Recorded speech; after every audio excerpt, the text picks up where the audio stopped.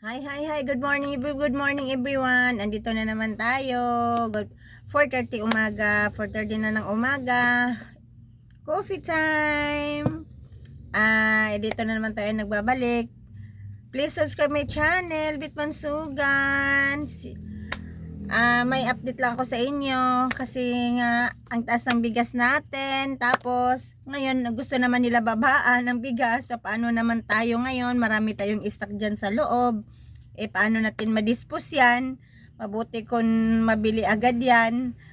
Sana naman wag muna kasi nga tapusin muna natin, ibibenta muna natin yung mga stock natin dyan. Kasi nga, ang pinakababa ko ngayon ay 52. Pinakataas ko naman ay 58. Wala na kasi mabibili natin yun sa mga suki natin sa binibilhan ng bigas na mamura. Ngayon, mamimili ako ngayong umaga. Pero, hindi mo na ako mamimili ng bigas. Kasi nga, marami tayong stock dyan. Mag-update tayo doon sa kanila kung bumababa ang bigas o hindi.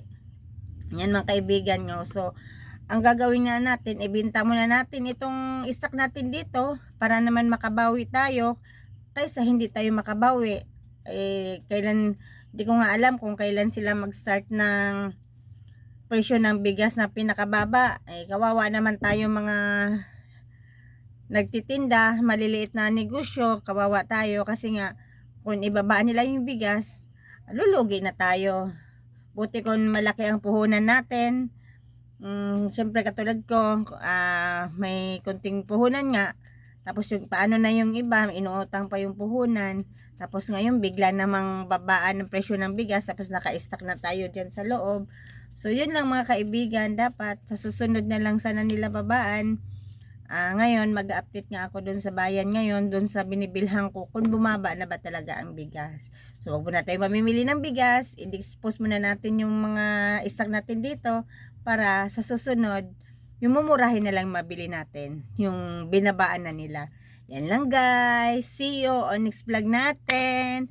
Please subscribe my channel, Bitman Sugan. Coffee time. Ingat kayo mga kaibigan, ingat kayo mga kababayan. Malakas ang ulan.